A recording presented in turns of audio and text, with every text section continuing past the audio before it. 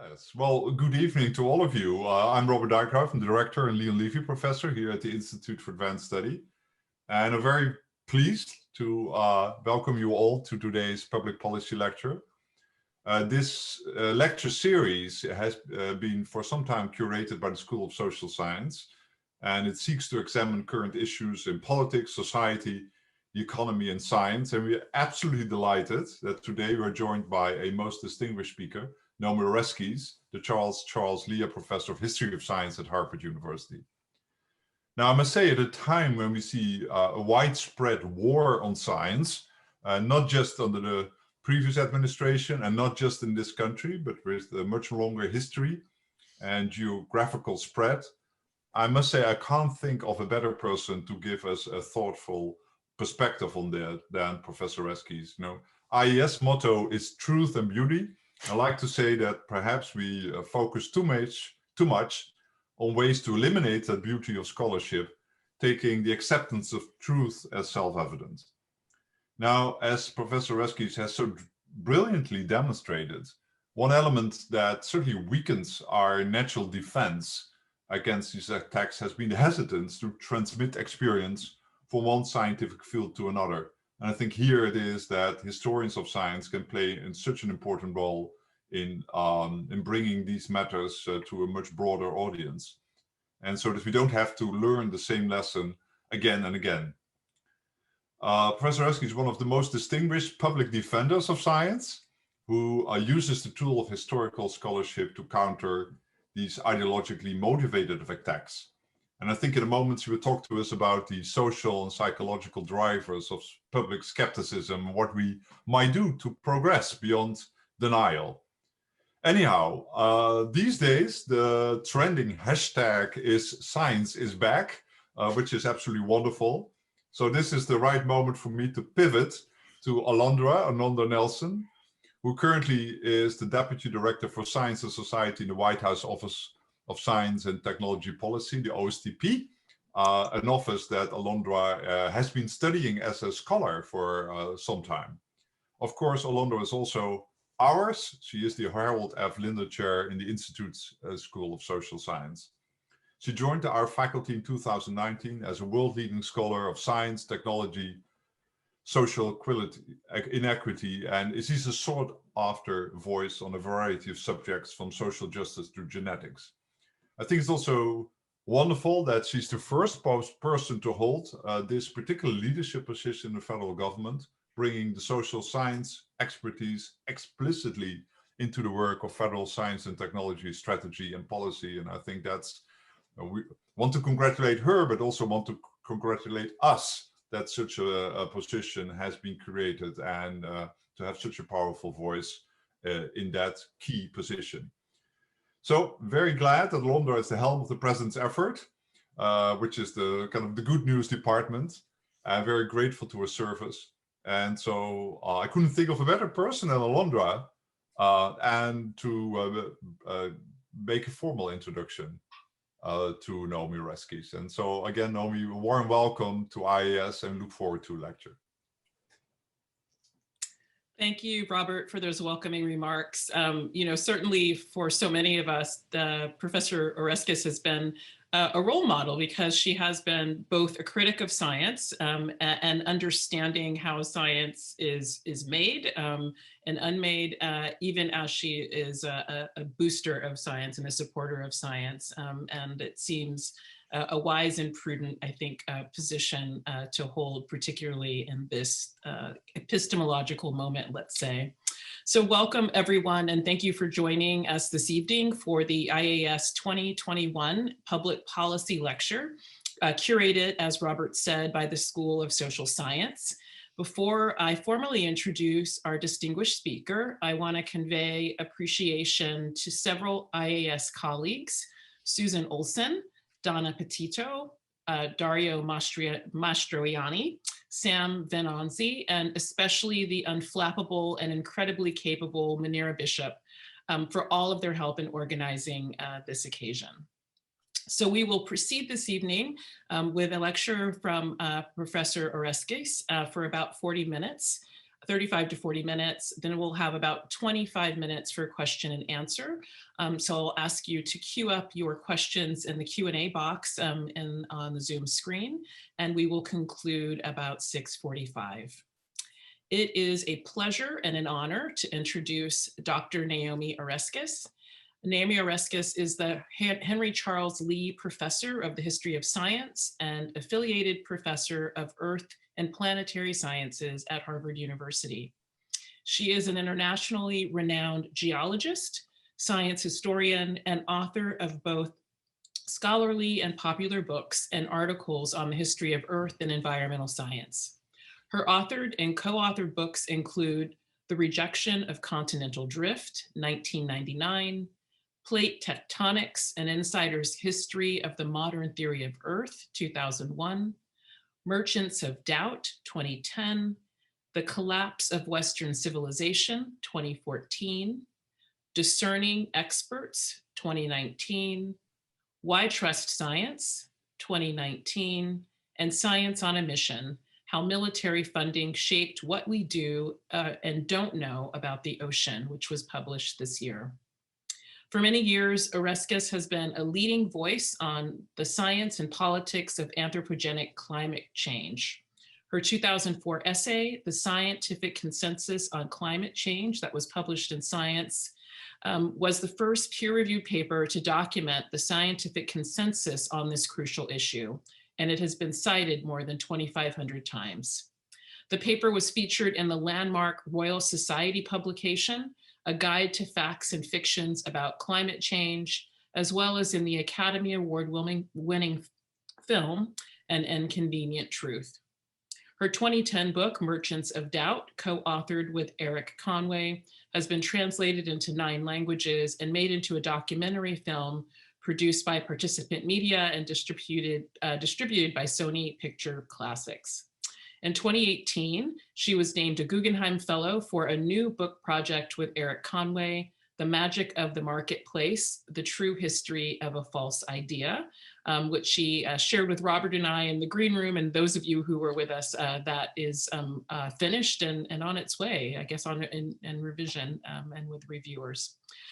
She is path-breaking. She is prescient in many of the issues that she brings into the table.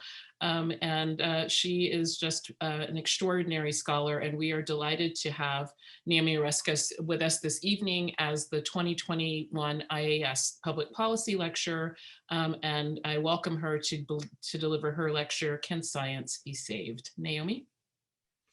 Thank you. Well, thank you for that generous introduction. It's a pleasure to be with everyone here today. So I'm going to share my screen. So my topic today is, can science be saved? Oh, hold on, why is it not advancing? Okay, here we go. So spoiler alert, the short answer is science doesn't actually need to be saved. The scientific enterprise in America is alive and well and thriving. In the green room just now, we were talking about the amazing efficacy and rapidity with which vaccines have been developed to fight COVID-19. So as many of you know, if we think about the events of last year, I think they show that our scientific enterprise is not only alive and well, but actually in a moment of crisis when we needed it, when we needed scientists to step up to the plate, they did exactly what we needed them to do. In just a few weeks after the first cases were identified in China, scientists were able to identify the new virus that was causing the COVID-19 illness by sequencing its DNA. Now, when many of us were children, that was a science-based technology that didn't actually even exist. So this is something that has developed in our lifetimes. Today, we totally take it for granted. And within a few weeks, the scientists had been able to show that this was indeed a novel virus. And we now know that it's most likely a virus that came originally from bats.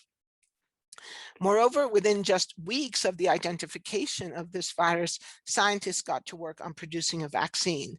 And in less than a year, scientists created a remarkably effective vaccine.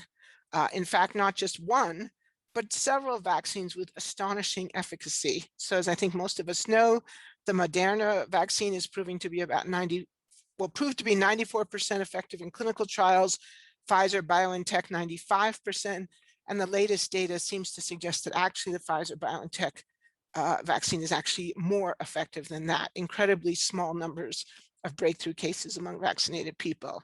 The Johnson & Johnson vaccine, which in clinical trials seem to be somewhat less effective, again, is also proving rather effective in real life use, especially if one counts 4 weeks after vaccination. And we've seen with the J&J vaccine that additional data shows that the efficacy is increasing over time. And one study suggested that at 56 days post-vaccination, it was achieving efficacy rates comparable to Moderna and Pfizer-BioNTech. So this is a staggering scientific success story in terms of identifying a problem, figuring out what it is, and creating not just one, but multiple effective vaccines, and 2 of them, the Moderna and Pfizer-BioNTech, using novel messenger RNA technology. So I think these results show us that our scientific enterprise is working well. Moreover, many of us have this impression that there's a general crisis of trust in science. We sometimes hear the term bandied about the war on science, or the crisis in American science. But actually, I want to argue today that we actually do not have a crisis of science broadly construed. First of all, I want to do the standard historian thing, which is to point out that people have been complaining about a crisis in science for a long, long time. This is a particularly fun article because it comes from Ludwig Fleck, a very important figure in the history and sociology of science.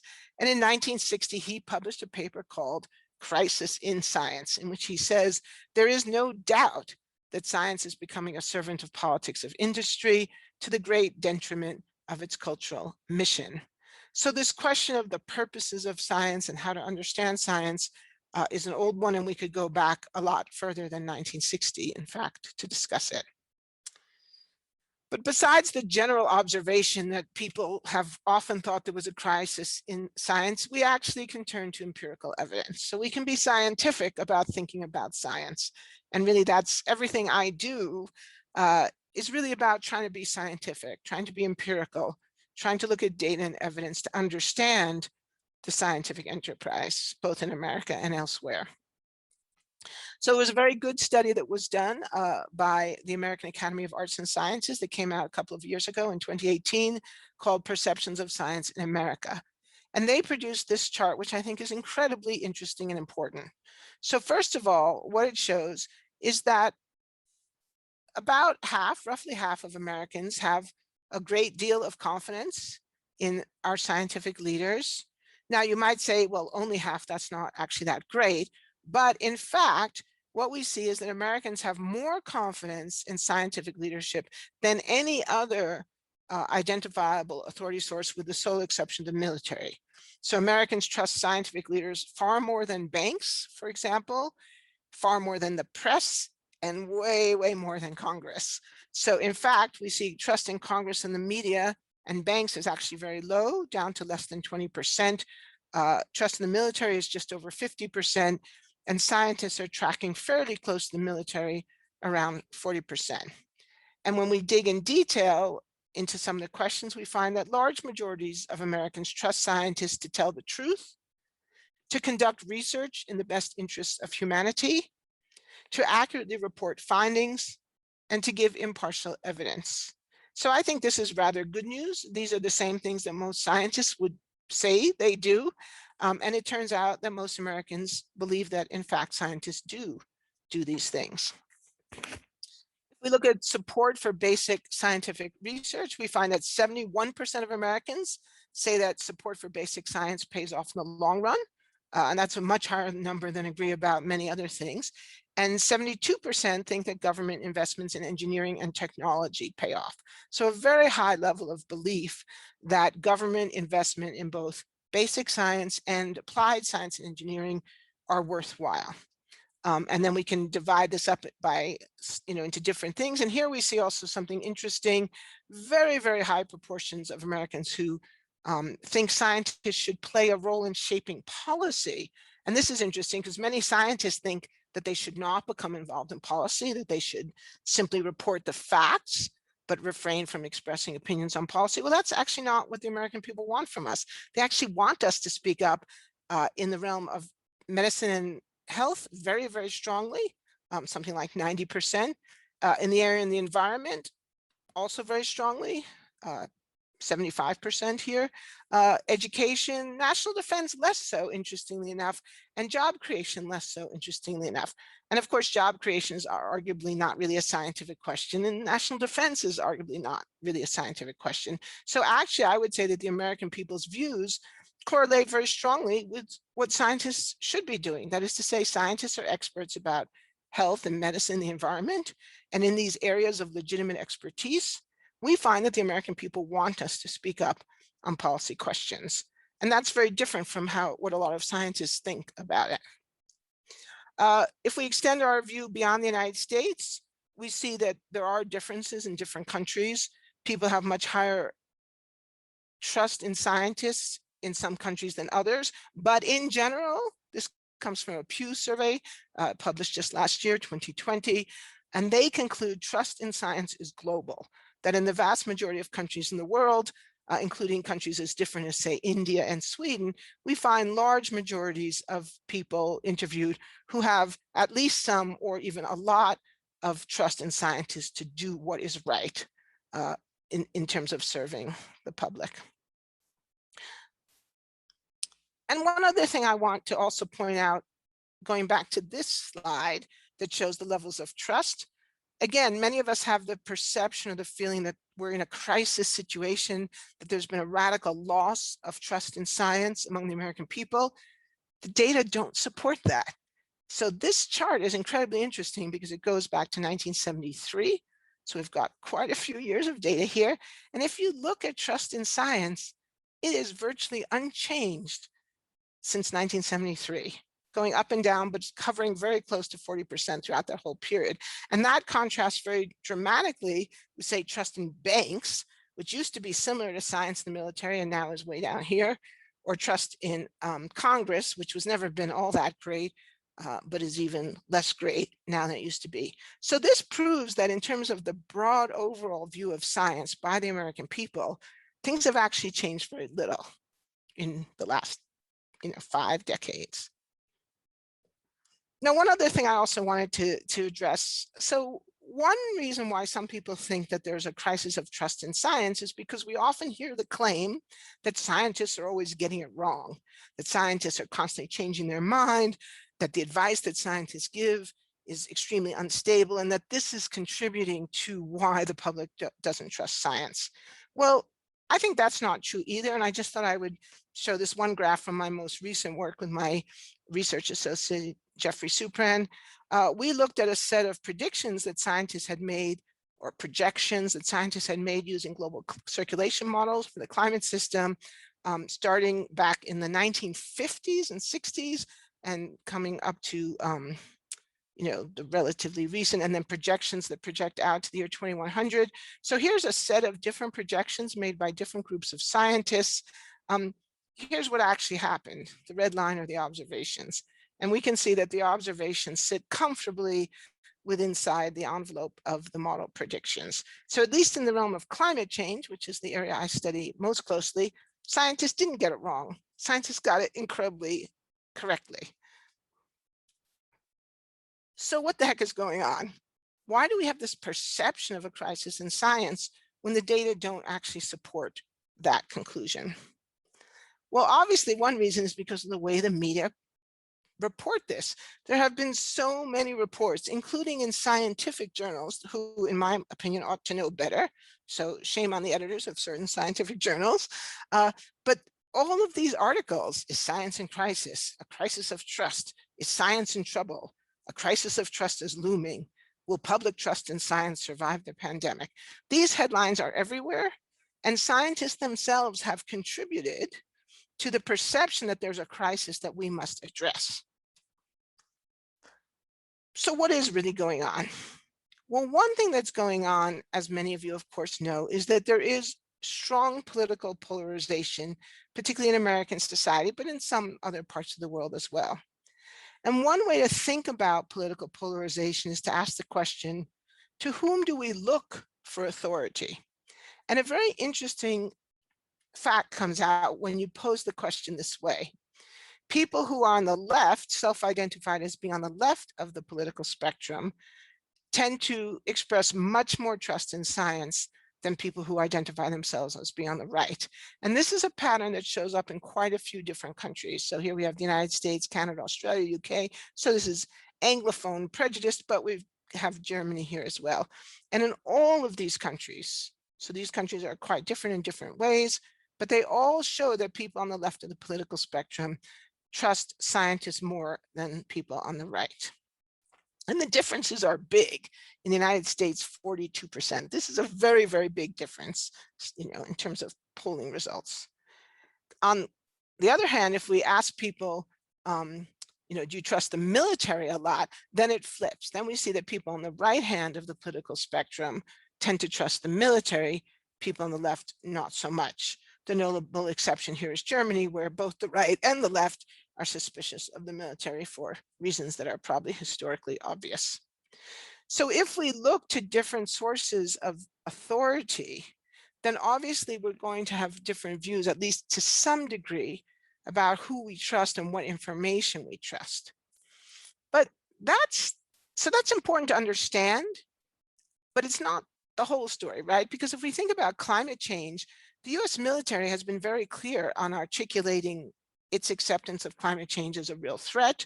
There have been numerous reports by different military organizations, including the US Navy, the Pentagon Quadrennial Defense Report, all of which have said climate change is real, it's a national security threat. So the idea that conservatives look to the military for authority, it's not enough to explain why we're seeing the kinds of differences of opinion that we see in the United States. So what I have argued in my work in Merchants of Doubt that I wrote with Eric Conway and other work that I've done since then is that a tremendous amount of what we're looking at is actually specific. It's not a general distrust of science, but it is a rejection of science in particular areas. And it's what I've referred to as implicatory denial. That is to say, the selective rejection of science in specific areas because of its real or perceived implications.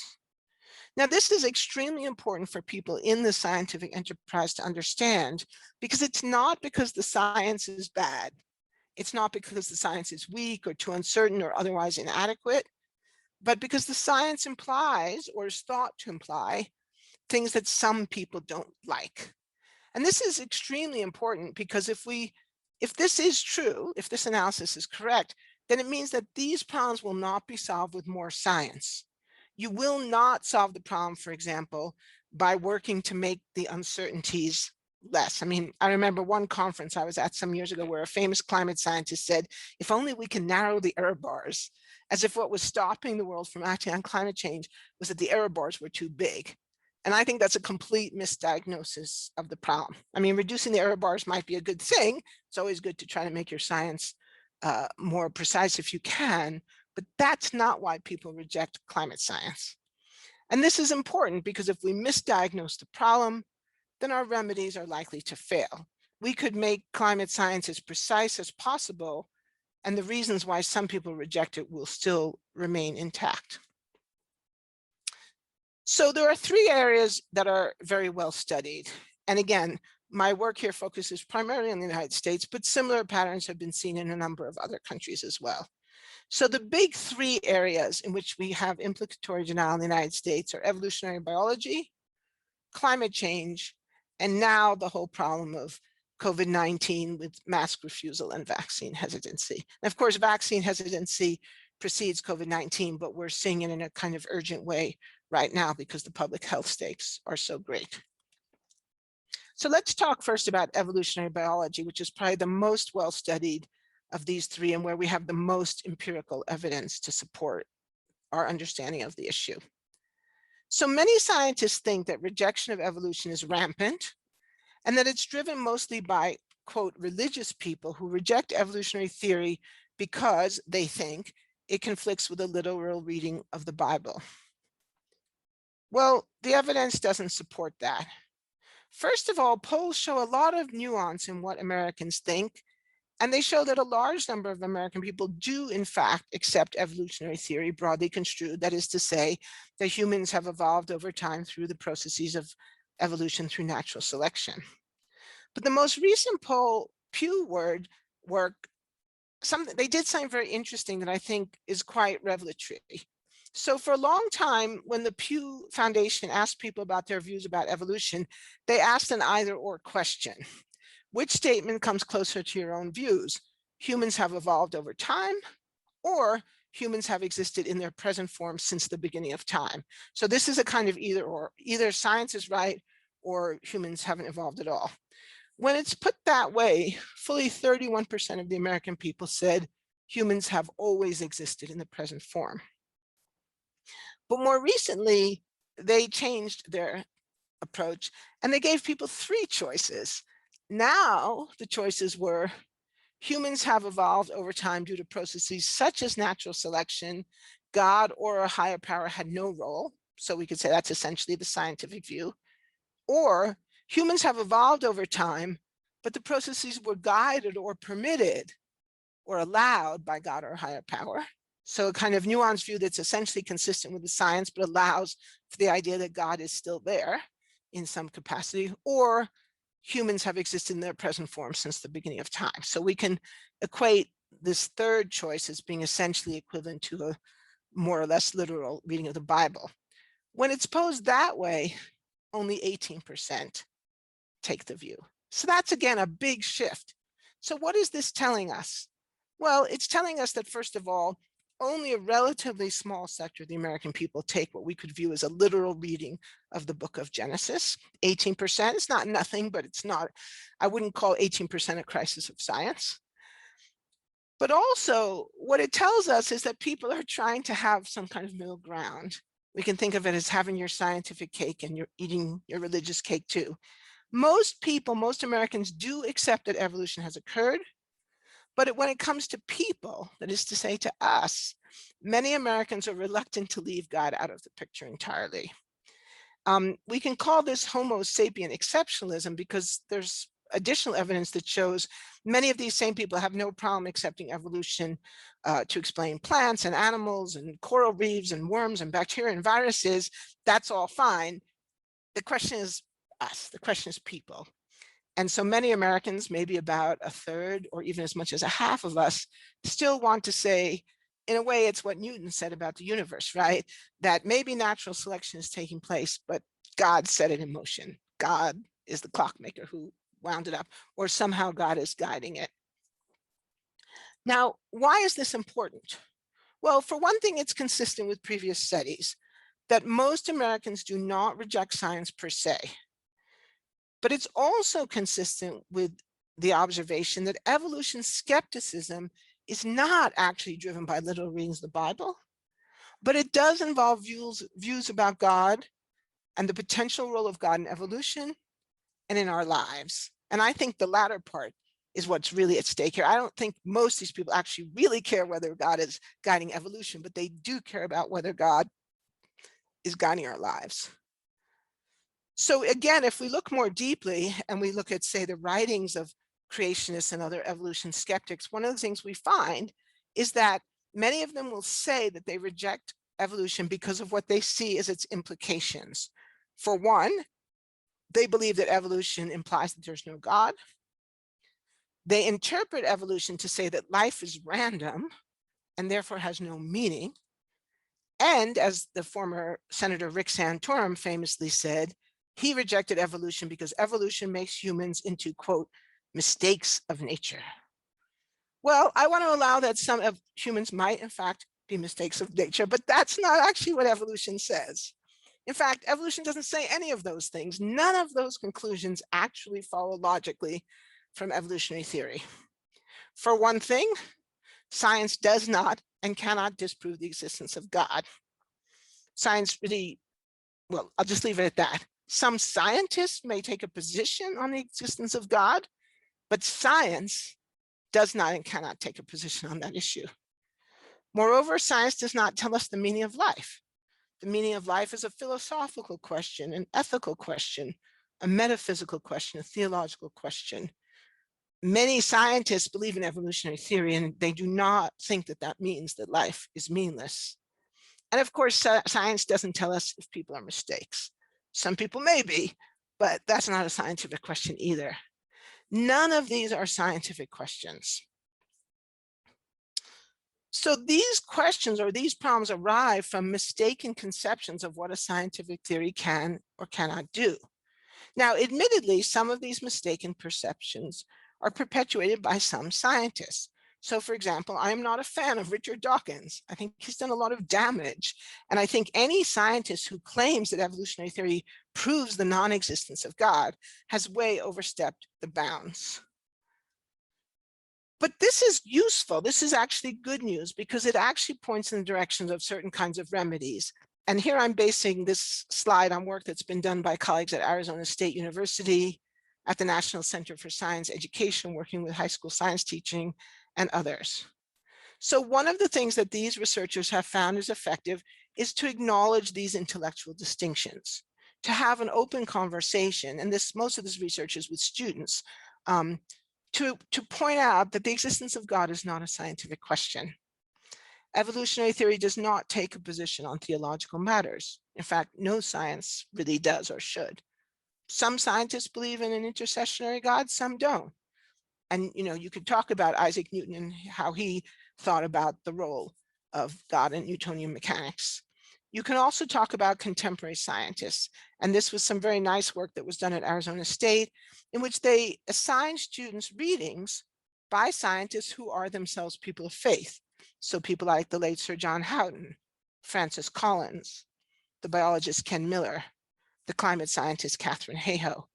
And when students are exposed to conversations by these scientists who have dedicated their lives to science, but who are also people of faith, in this case, all Christians, and 3 of these 4 are evangelical Christians, it changes how students feel about it. And they become much less resistant to learning about evolution and much more willing to accept that they can be knowledgeable about evolutionary theory, they can accept evolutionary theory, and they can still be devout Catholics or Christians or Muslims or whatever. So in other words, we can address implicatory and denial by showing there are other ways to interpret the alleged implications, other ways to think about the problem. Now, note, this is very different from just giving people more facts about evolution or trying to refute a particular creationist argument like the evolution of the eye. I mean, as many of you know, many biologists have spent huge amounts of time trying to demonstrate how the eye could in fact evolve via natural selection, because this is a favorite example of the so-called irreducible complexity people. But it's really missing the point. The point is not about the details of evolution. The point is about distinguishing between physical and metaphysical or scientific and theological questions. That does get at the point, and we have evidence that when you do that, it can change the way people view the problem. So let's think about climate change. Climate change is a little bit different, but in some ways similar. Many scientists think that skepticism about climate change is driven by scientific uncertainty. So the example I just gave, if only we could narrow the error bars. Or if you look at the work of the IPCC, the Intergovernmental Panel on Climate Change, for decades now, probably for 2 decades, the IPCC has operated under the assumption that part of the problem with climate change is there was just so much uncertainty that politicians couldn't act because the science wasn't tight enough. And so the IPCC has spent a huge amount of effort on trying to reduce the uncertainties and also trying to characterize the uncertainties. And as some of you know, the IPCC now has uncertainty guidance documents which give scientists instructions for how they can talk about uncertainty. I think a lot of this work has been, well, let's just say, at best ineffective and at worst completely counterproductive. Because if you read the more recent IPCC reports, you realize they're almost impossible to read. The language is extremely laborious, if not overwrought, in part because it is now larded with commentary about the uncertainty. So the IPCC will say, sea level has risen, parentheses, high certainty. It has risen so much, parentheses, medium certainty. We expect it to rise this much more, parentheses, moderate. And so it's like almost impossible to read because you're so distracted by all these parentheticals. I think that as an evolution, this has misdiagnosed the problem. Again, if we look at climate change, we see again a very, very high degree of political polarization. So one study asked people the question, do you think that global climate change is a major threat to the well-being of the United States? Overall, the answer is yes, and the numbers have increased since 2010, so only about 44% back in 2010. We're up to about 60% now, so that's more than half the American people, so more good than bad there. But again, this number masks a huge political polarization, and a polarization that has got worse, not better. The increased concern is almost entirely concentrated among self-identified Democrats. 88% of Democrats say global climate change is a major threat, only 31%. And that 31% number is only barely higher than it was 10 years ago. So again, whenever we see political polarization, and particularly when we see polarization that seems to be impervious to additional facts, that tells us that something more is going on. So if we think about what's happened in climate science in the last 10 years, I mean, there have been big advances in climate science, particularly one of the big areas of advance has been in detection and attribution of climate events. We can now say with a high degree of certainty that individual extreme weather events are in fact made worse by climate change. And this is very important in terms of thinking about our well-being, because extreme weather events are a clear example of how climate change hurts people and damages property and costs the American people huge amounts of money, billions, if not trillions of dollars. And yet, despite this growing body of robust evidence, we see almost no change in how Republicans feel about this problem. So again, that tells us that the issue is not about the scientific evidence. So what is it? Well, if we look at broader patterns in American culture, there's a very striking pattern that has to do with how Republicans and Democrats vote. This is looking at Congress on environmental issues. So this is a chart that was put together by the League of Conservation Voters. They score members of Congress according to how they vote on environmental issues. If we go back to 1970, we see that already then Democrats were more likely to vote in favor of environmental legislation than Republicans, but not by that much. We've got a spread of about 10, 15, maybe 20 points. But if we go to 2010, and this has probably got even more in the last few years, the split has become huge. Now we see that Republicans almost 90% vote against environmental protection, and Democrats almost 90% vote in favor of it. So this huge dichotomization. And the interesting thing too, we can even say when it happens. We can show it occurs right around 1990. And again, as I said before, if this were driven by scientific uncertainty, we would expect the polarization to decrease over time, especially, I mean, here's the creation of the IPCC right here, 1988. First IPCC report is 1990. So as the science got stronger and clearer and less uncertain, we might have thought we would see lessened political polarization, but in fact, we see more. And that's telling us something really important. As the science gets stronger, the resistance also has got stronger.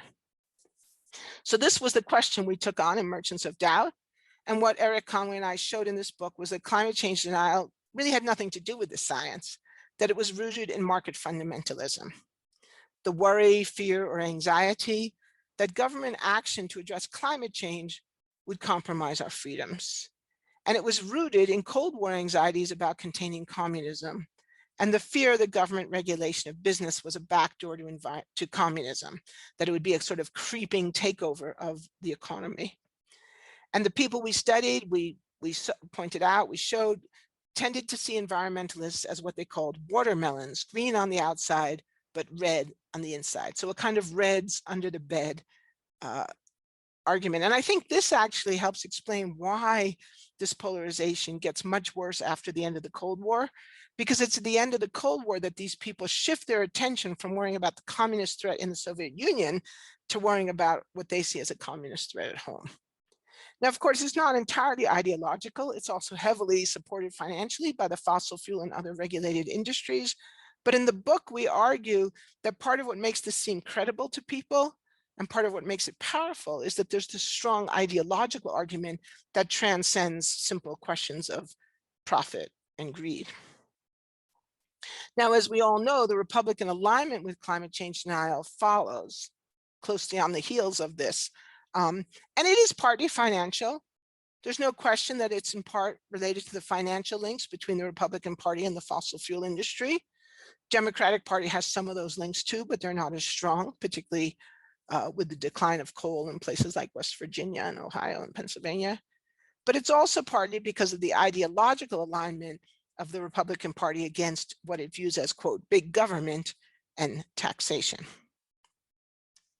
So how do we address this?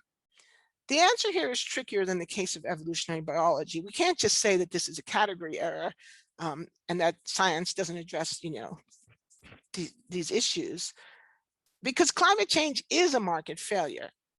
And in that sense, it really does challenge the conservative belief in free markets.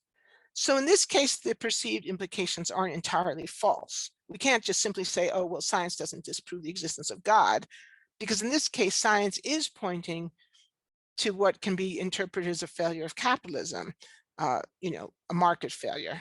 In fact, if we think about the most important work that's ever been written on the economics of climate change, written by Nicholas Stern, the former chief economist of the World Bank, in the Stern report on the economics of climate change, he and his colleagues referred to climate change or anthropogenic global warming as, quote, the greatest and widest ranging market failure ever seen. So it is a market failure. Science has identified a market failure, and market failures require exogenous solutions. That is to say, governments have to do some solution that doesn't just rely on the market to fix itself. But, and here's where I think there are some ways to get around some of these anxieties, they don't necessarily have to be big government solutions. And so, of course, this gets tricky because it depends on what you define as big. But one of the things that I do in my own work is to point out how one of the precursors to the climate change problem was the acid rain problem. And that was solved in the United States under the Republican administration of George H.W. Bush with a market-based mechanism, emissions trading, that required companies to do something to control their sulfur emissions, but gave them maximum flexibility about how they would do it. And the program worked, and the price of electricity actually came down, and Americans in the Midwest did not suffer losses of personal freedom. But there's also another argument that can be made, and which I find is often effective even in audiences that may at first be somewhat skeptical. So a lot of climate change denial is framed as a defense of the free market, that we don't want the government taking over the energy market. But what many people don't realize is that the energy markets, the fossil fuel markets, the energy industry is not remotely a free market. Fossil fuels are in fact the most heavily subsidized sector in the world economy. Currently, the United States gives $180 billion to the fossil fuel industry. Oh, sorry, the $180 billion fossil fuel industry receives between $5 and $62 billion a year in direct subsidies alone, just direct subsidies. And that doesn't include a lot of indirect subsidies, such as public health impacts or the impacts of climate damage. By that standard, many people estimate the subsidies could be as high as $649 billion. And this is comparable, say, to the bank bailout of 2008. Some of you will remember the Troubled Asset Recovery Program. So this is on a scale of that, suggesting to us that fossil fuel assets are in fact troubled assets. So this is not a free market, it's an incredibly subsidized market. If we look at it globally, the IMF has, for the last several years, put out estimates of how much the world spends on energy subsidies. The last year for which I have good data is 2015, $5.3 trillion in energy subsidies, mostly for fossil fuels. So here you have the most profitable industry in the history of mankind, and it's being massively subsidized by taxpayers all over the globe. So why are we doing that? Why are we subsidizing this industry? And what I found in my public talks is many Americans have the perception that the renewable energy industry is heavily subsidized, but the fact is that the fossil fuel industry is subsidized on an order of 10 times as much. And when you explain that to people, at least some of them say, well, that doesn't feel right. So what we see is that the fossil fuel industry is really trying to distract us. They're trying to distract us from the realities of their own huge profits and the costs of climate change, which they are placing on us. they're trying to distract us from the reality of market failure. And so in the film version of Merchants of Doubt, we really played up on this to say that it's essentially a con game, and no one likes to be on the losing end of a con game. The American people have been conned. And I find that when I talk to people about this and show them, clips of the card shark in the movie or a shill game, at least for some people, it's like, whoa, hold on a second, that's not right. Okay, so let's turn to COVID-19 and mask mandates. So what is this all about? We've seen some very bizarre behavior in this country in the last 12 months. Governors refusing to impose mask mandates, governors having fights with their own mayors, individuals refusing to wear masks. Even though it's a relatively simple thing, it's a relatively inexpensive thing, and the science is clear that it helps to slow the spread of the virus. So what's really going on here? Well, again, as I think we've all seen, this issue is highly polarized politically. In fact, even more than evolutionary biology and climate change, mass rejection aligns with radical individualism that characterizes a lot of conservative thinking in this country. And it aligns with conservative rejection of government mandates generally. I mean, we've seen this just this week with the whole, suddenly we're arguing about whether there should be a federally mandated vaccine passport. And it tracks with a general hostility towards, quote, again, what's perceived as big government. So how do we know this? Well, because this is also fresh, we don't have as much good polling data, although there's starting to be some. But I think there's some really nice empirical evidence in the protests that have happened across this country and what the themes of these protests are.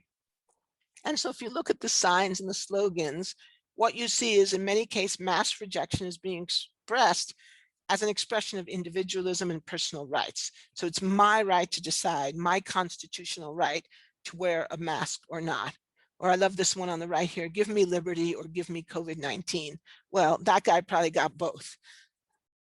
Or how about this one? This was the Walk for Freedom. And actually this one in the upper, what's my upper left corner might be your upper right. I'm not sure if these get flipped. This was actually in Canada. Let's get Calgary back to work. So these express rejection of mask mandates as a rejection of tyranny. We will not comply. Freedom matters, no forced masks, no mandated masks or shutdown, freedom first. So this is being interpreted as a denial of personal freedom.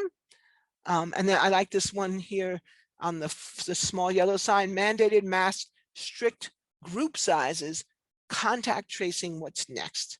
So this fear or anxiety that the government is now about to take over everything.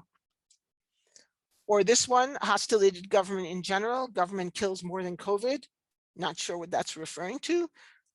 No mask for 99.8% survival rate. So most people don't die of COVID, therefore we shouldn't have knives. And then this one, I like the best, mind control. So first they'll cover your face and control your face, then they'll control your mind.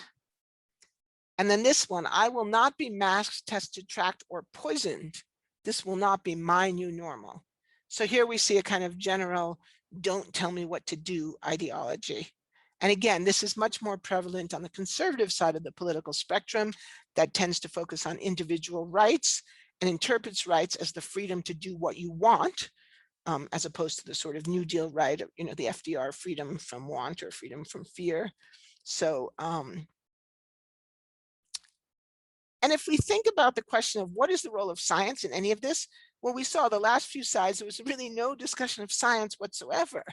But we do see in a few cases mass rejection as an extension of science denial. So there's this one here, no scientific proof equals the no new normal. So the idea that somehow none of this has actually been proven. Conflicting science should never lead to mask mandates. I thought that was kind of amazing. So this idea that we've seen in climate change where you focus on some area of disagreement in the science and therefore say, therefore we should do nothing. So we can see in all of this, there is some rejection of science, right? There's a rejection of the idea that scientists know what's going on, but it's not primarily driven by lack of trust in science, much less by any actual real problem in the science. It's driven by these theological, political, ideological, and personal concerns. So what does this mean? What is the take home from all of this? Well, first of all, I think it's really important for all of us to understand that for the vast majority of scientists who do trust science, facts do count. We've seen some people in recent years, looking at the data regarding motivated reasoning and therefore coming to the conclusion that facts don't count, that people are so motivated in their reasoning that facts have no impact on their thinking. I think that's entirely the wrong conclusion to draw. For the vast majority of people, facts do count. And particularly in the work I've done with NCSC, we've found that teachers are incredibly hungry for good information. Most school districts in this country are very underfunded. Many science teachers are having to teach things that they themselves were not taught in college. So maybe they have an undergraduate degree in biology, but they never had any courses in climate change, for example. So these teachers are extremely hungry for good information, and academic researchers can help, can participate by thinking about writing materials that teachers could use, or volunteering with NCSC, or reaching out in your own communities to support teachers who are trying to do an effective and accurate job in science education. So what follows from that is that it behooves the scientific community to provide good quality information in formats that non-experts can understand. I think we all know that the vast majority of material in peer-reviewed journals is not accessible to non-experts. Sometimes it's not even accessible to experts. And there's kind of a gap between what we as academics publish in our peer-reviewed journals and what teachers or people in the community need to be able to communicate with their communities. And so I think there's a really important space that those of us as academics might think about doing more to contribute to. But then if we turn to the minority who are not motivated by facts, but who are motivated by non-empirical, or what we could call metaphysical or ideological concerns, then outreach has to recognize those concerns, and particularly insofar as they may be valid. Because some of these concerns and anxieties, they're not all crazy. I mean, I don't really want the federal government telling me what to do either. And I don't want scientists insisting that science disproves the existence of God. So some of these concerns are legitimate. And that's where we can find common cause with people who we might otherwise think we don't. I mean, I've had lots of scientists say to me, how can I possibly talk to a creationist? And well, if you believe in God, one place to start would be to say, well, I share your belief in God. Or if you believe in, you don't want governments to raise taxes, you say, I don't want to pay more taxes either, but I know that if we don't address climate change, we will be paying for it one way or the other. So there are ways to find common cause, even with people who may disagree with you in many, many ways. And what I found in so much of this, one of the common threads through all of these things, is this idea of people not wanting experts to tell them what to do. And I found this on the internet. I thought it was kind of fun. Don't tell me what to do, and I won't tell you where to go. So I think for scientists or academics, as much as possible, it behooves us to try to communicate scientific findings and what they mean, so far as we can say what they mean, but as much as possible without being perceived to be telling people what to do. But still, with that, it's really important not to be afraid to talk about these issues. One of the things that I've observed and a number of studies have shown is a lot of scientists are really loath to talk about these issues because they are contested. And, most of us don't like confrontation.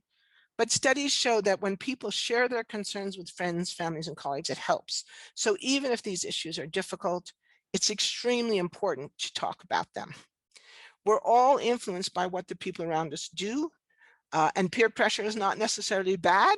Like when we were teenagers, we always talked about peer pressure as a bad thing because our peers would encourage us to smoke cigarettes or take drugs or have sex or other terrible things. But peer pressure can be a good thing too. We're all influenced by what the people around us do, whether they drive an electric car, put solar panels on their roof, or get vaccinated. So talking about why you care about climate change, why you put solar panels on your roof, why you got vaccinated can help. And we're seeing this now in the last few weeks with lots of people are starting to post selfies of themselves getting vaccinated. And some of you have maybe seen the fun pictures of people being vaccinated in weird get-ups. And there's evidence that this helps. And to just give one example from my own life, so I had the good fortune to be able to be vaccinated in Provo, Utah about a month ago. And in the vaccination center, they put up a bulletin board. I got the COVID-19 vaccine because, and it's filled with incredibly beautiful commentary. So one of my favorites was this kind of obvious one. I protect my family in many ways. Why not this? Many of the answers were extremely heartwarming. Some of them were fun. I miss my people. I'm not crazy or stupid. It's what superheroes would do. I want to go back to school. I'm tired of wearing a face diaper. Or my favorite one, we are going to Cancun and we want to come home. So sharing these thoughts about what vaccination enables us to do can be helpful. Several people expressed appreciation for science and for healthcare workers. Thank you for helping my mommy and daddy. Protect my family to hopefully travel the world again. Yay, science. And one thing I found particularly heartwarming was a number of the posts that remind us that science and faith can live together. This is the miracle we fasted and prayed for. Science is amazing. It is a miracle. Been praying for this for a year, so happy. And this is one of my favorites. I believe in science, exclamation point. I believe in God, miracles, fasting, Jesus. And I also can't wait for Bill Gates to track me, haha. And if people accuse you of being a liberal because you support science, well, just remember what the great anthropologist Ashley Montagu said, reality has a well-known liberal bias. Thank you. Thank you very much, Naomi. Virtual round of applause for you and for this wonderful presentation. So we've got some time for questions. Let me start with one. I invite people to queue up questions in the Q&A, if you would, in the Q&A box. And I see that there's one in the chat that we'll get to as well. But so I want to start with a kind of like wonky academic question about what do we do with normative claims? I mean, it feels like what you're asking us to do as scholars and researchers is to give up a normative space that comes out of our research, which is, you know, like, what was the phrase? So I didn't write it down on your kind of one of your penultimate slides was, you know, don't tell people what you think or don't tell people what to do. Right. Yeah. Yeah. So, you know, if that's the sort of obvious outcome of, you know, if you're the amazing Turkish German Pfizer BioNTech scientists, I mean, you know, what you want to tell people to do is get vaccinated. And that this, you know, that this is amazing science and we've dedicated our lives to it. And so I'm trying to think about the, you know, you offer for us another role for the expert, which is to almost be not voiceless, because you say you don't want more facts, you want more communication, but you are proposing a different space for the expert, I guess. And I'm trying to, I guess, get at what that is, if you would push that forward. Well, that's a great question. And I think it's not a one size fits all answer. I mean, it will depend. But I think what I'm trying to say is you can absolutely tell people what you think. You can absolutely say, well, as an expert in this area, I believe X, Y, Z.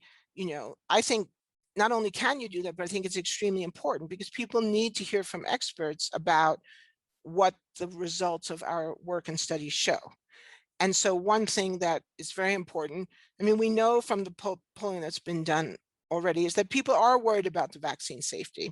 And it's not just conservatives, right? So people are worried that because these vaccines were approved very quickly, that maybe they didn't go through a rigorous approval process. Or people are worried, it turns out that that term Operation Warp Speed was very counterproductive in terms of reassuring at least some people. There's a sense that this was done in a very rushed fashion. The notion of emergency approval, it turns out, troubles some people. It makes it seem like, oh my God, it was an emergency. So again, we rushed it through. And so quite a few people have concerns about vaccine safety. So one thing that an expert can do is to say, yeah, that's legitimate, particularly, you know, these messenger RNA vaccines. This is a new technology, but what we've now seen, we now have what, more than 80 million Americans have been vaccinated. And the number of people with severe side effects is tiny, tiny, tiny. There's been not a single death that has been conclusively linked to the vaccine, whereas there've been more than 500,000 deaths conclusively linked to the disease. So that's a case where an expert can give information that addresses the concern, right? If the concern is vaccine safety. And then you could say, and therefore I think you should absolutely get vaccinated. right? So it's a subtlety as opposed to, you must get vaccinated. And so the way I think about it is I sometimes hear people, colleagues, people I like and respect, say things with respect to climate change. They use the language of what the science tells us we have to do. And that troubles me. So science doesn't really tell us what we have to do. The science tells us what has happened already, tells us what's driving climate change, and it tells us a lot about what has already happened and what is likely to continue to happen if we continue business as usual. People will get hurt, people will die, there'll be trillions of dollars in damage. So if we don't want that to happen, then we have to take action to prevent climate change. And I think it's totally right for scientists to do that. Where I get a little nervous, though, is when the climate scientists start saying, and therefore we need nuclear power, or therefore we have to have a carbon tax. Well, hold on, wait, that doesn't necessarily follow, right? And many of the scientists that I've heard, I'll use this specific example because it's the one that I think is clearest. Scientists defending nuclear power are making a lot of claims about nuclear power that are historically incorrect. And then as a historian, I get upset because if I said things about climate science that were untrue, climate scientists would be upset, but yet some climate scientists think it's okay to say things about nuclear power that are untrue. So the way I think about this, and this is the argument that Michael Oppenheimer and Dale Jameson and I and our colleagues made in the book Discerning Experts, it's about what we call proximate expertise. That as experts, we know a lot about certain things, and we're in a really good position to make claims that may include normative claims about those things. So the example we give in the book is the example of the ozone hole. The scientists who did the science of the ozone hole, some of them, most notably Nobel laureate Sherry Rowland, became advocates for the Montreal Protocol. And they did so because it was a logical consequence of their research. CFCs destroy ozone. Ozone protects life on Earth. So if we want life on Earth to continue, we have to do something to control these chemicals, right? But they didn't say, and therefore, the Montreal Protocol should do this, this, this, and this. No, they left that to the policy people to figure out the details. And I think that's a good model for us. But if you're going to ask people to respect expertise, then it also means that experts have to respect each other's expertise, right? And it means that a physical scientist has to recognize that he or she is not necessarily an expert, in the policy instruments that would be the best. And that's where I think some scientists kind of lose sight of the fact that their own expertise is highly specific. It's in the nature of expertise to be highly specific. And that means that you also have to be a little bit careful about spilling over into other areas where the way I think of it is I like to use the metaphor of passing the baton. You've done your leg and you've done a great job of it, but now you have to pass the baton to other people who have more relevant expertise for the next step. That's a good metaphor. Okay, so first question, what do you think of The Deficit Myth by Stephanie Kelton as a book that describes what you were talking about, especially in her second part? She gives a program that is a matter of will partly and not money. I don't know The Deficit Myth, but yeah, I have to confess I haven't read that book, but I think one of the things that we know pretty clearly that has come out from a lot of research in the last decade or so is that the deficit model, the idea that people make bad decisions because they lack good information, is not a good model to describe what's happening. And one case we see this extremely clearly is with climate change. So the standard model that a lot of people believed, let's say 30 years ago, was that sometimes referred to as public understanding of science, that the problem was that people didn't understand the science and therefore we had to supply more information in a clearer form. Now, I'm all for good information in clear forms, but what we've learned is that that's not enough because it doesn't address implicatory denial. And that in many cases, people can be quite educated. And, one of the really sort of sad statistics about climate change denial is that among Republicans, the higher level of education, the more likely they are to reject climate science.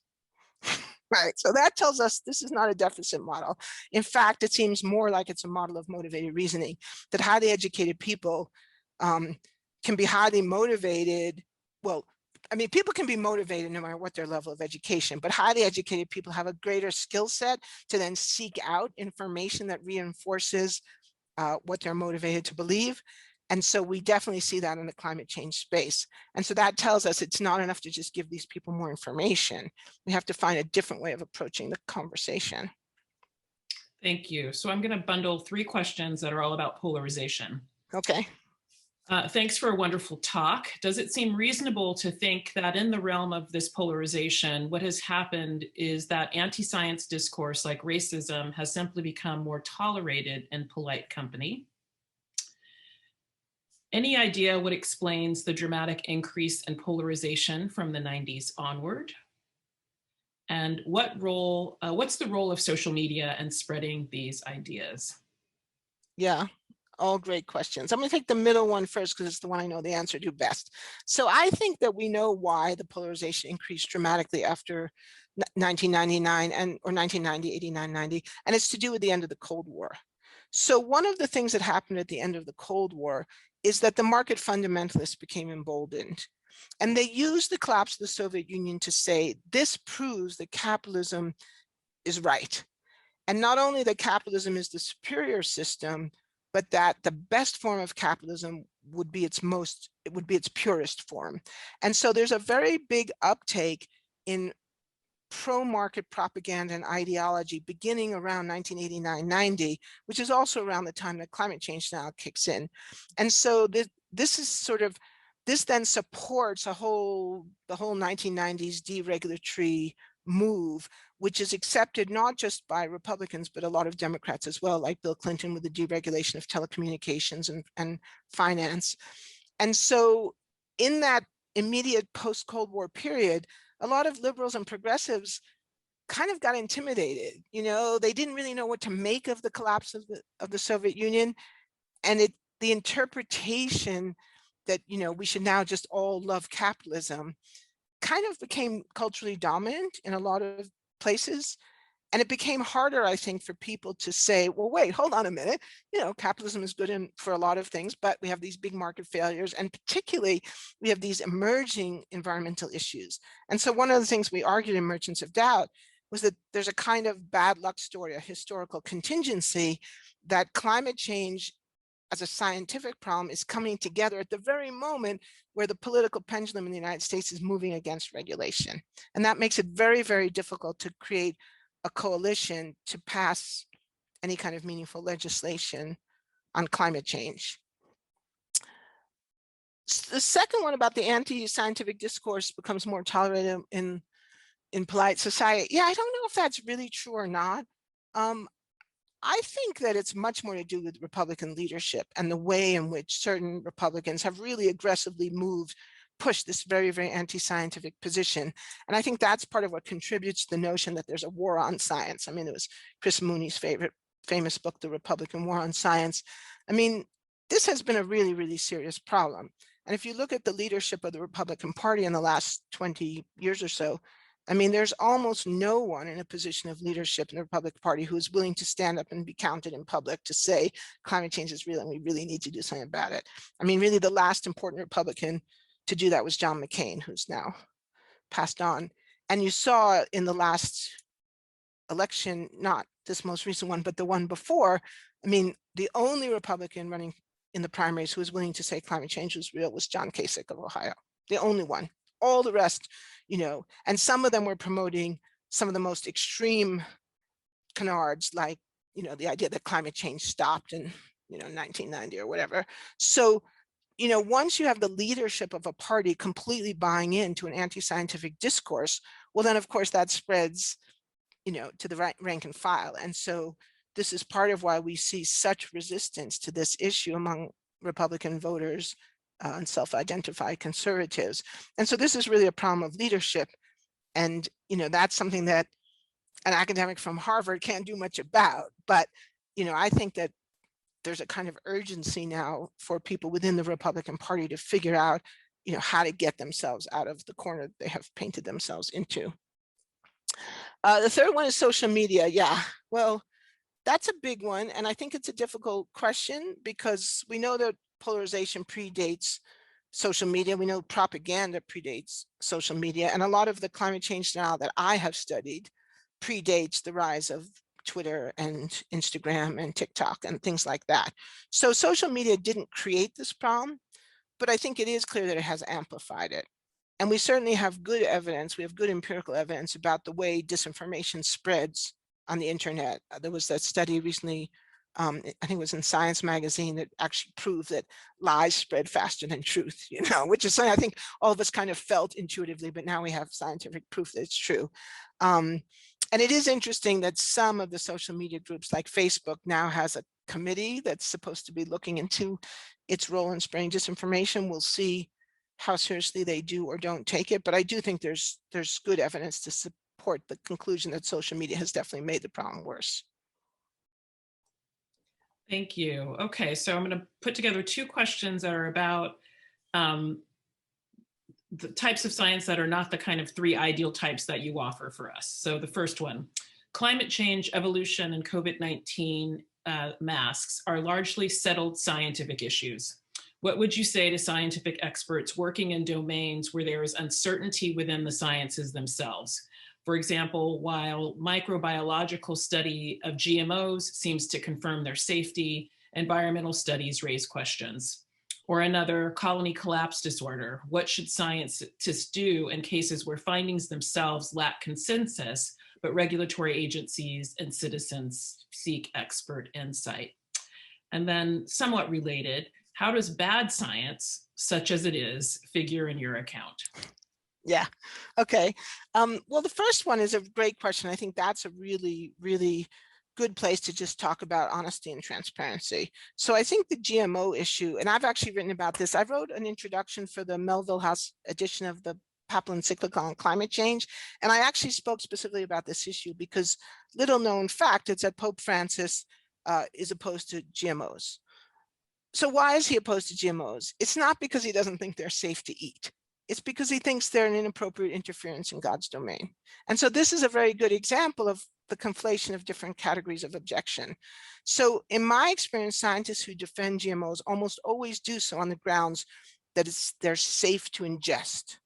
But people who oppose GMOs, very often that's not the concern, right? The concern is, as you said, the environmental safety, the evidence that these, in some cases, encourage increased use of pesticides, which has other adverse environmental effects, or questions about the political economy, who's controlling the world food supply, the impacts on indigenous communities in South America, where GMO crops are being used to justify cutting down more forests. So a whole set of social and cultural issues, and then of course the theological questions that Pope Francis raises. So these are all legitimate questions, right? But they're different kinds of questions. And so I think it's extremely important to be clear about what kinds of concerns these are.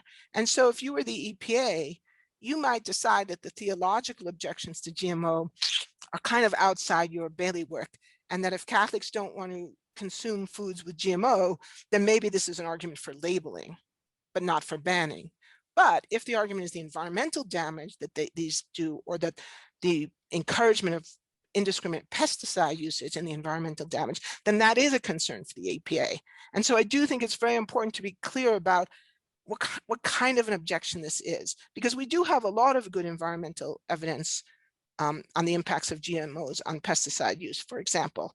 And so in that case, it's not that the science is conflicting, it's that you have bodies of evidence that are addressing different aspects of the science. Bad science, yeah, for sure there's bad science, right? There's bad art, there's bad history, there's bad everything, there's bad television, bad food, bad wine. I kind of feel like, yeah, well, sure, anything that people do, there will be bad versions of it. But that's where I think the notion of community standards and understanding what science is as an enterprise becomes important. So my book, Why Trust Science, is all about this, right? And in that book, I actually explicitly look at a few cases of bad science, or science that in retrospect we would say was flawed. And this is where my argument about science as an enterprise has bite. That individual scientists will always do stupid things. People do, right? But the whole point of science is it doesn't really rely on the individual.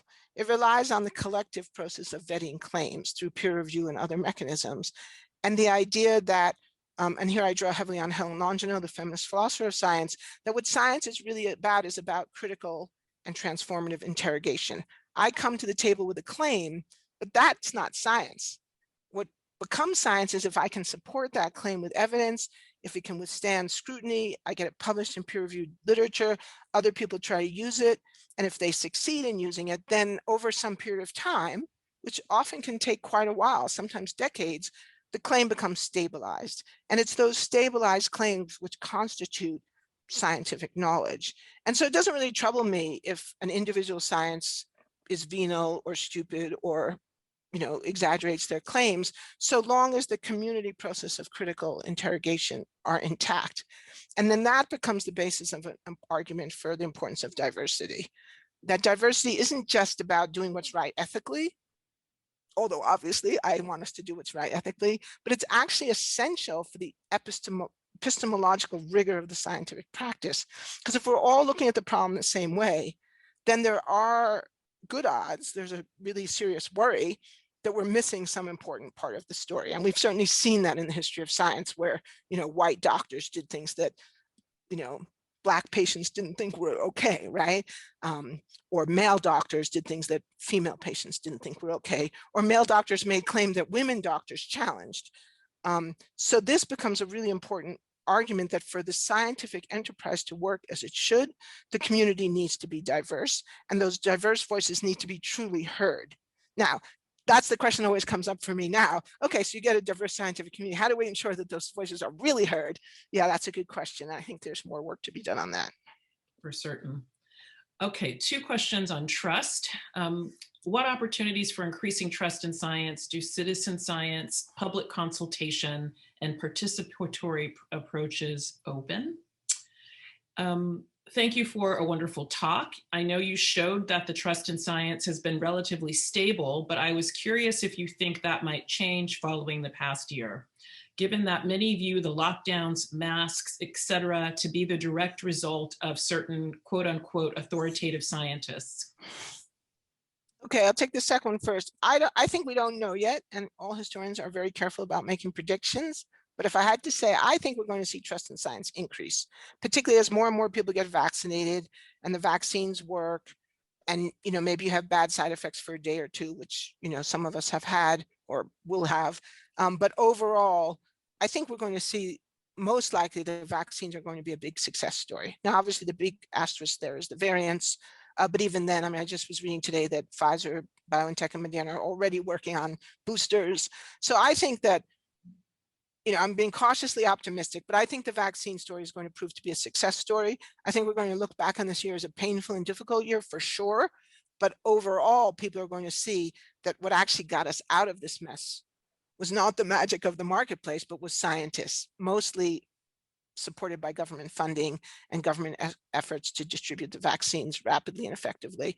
And I think for many, many Americans, that's going to be a reminder of the ways in which we do rely on science. And as I said at the very start of the talk, and science stepped up to the plate. Science was there for us when we needed it. So I think it's going to be much more good than bad. Polls do show that Anthony Fauci is one of the most admired men in America.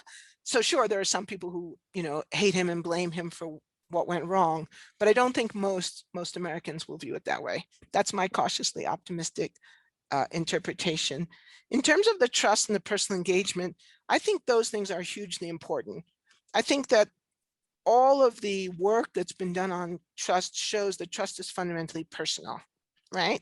And it's not necessarily personal in the sense that you know the person personally, but it's that you feel some kind of relationship. And so, I sometimes think about, well, why do people trust Beyonce? Or, why do celebrities play a role, like all these advertisements, for getting colon cancer screening, right? Because we feel like we have a personal relationship with celebrities, even if we don't actually know them. We like their work, or we admire them, or we love them because they're beautiful or whatever.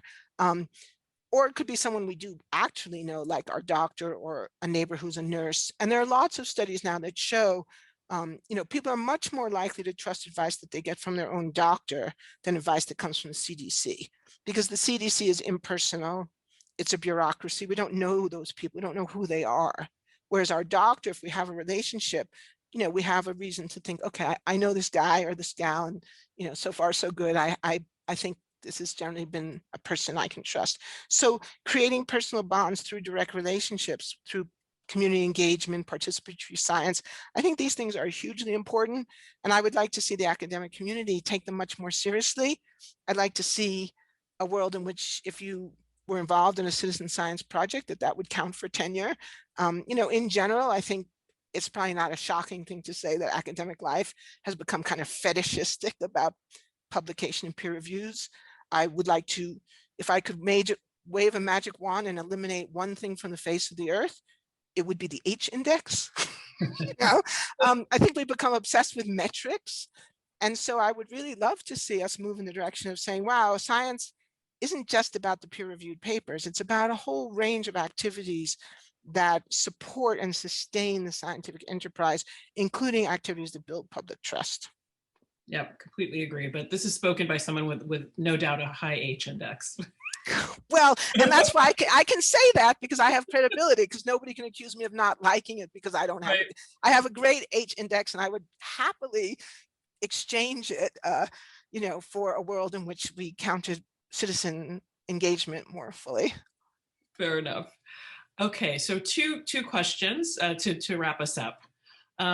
One is about the push about, it asks this, how would you respond to the push for scientists without policy expertise being asked to discuss policy implications in their papers?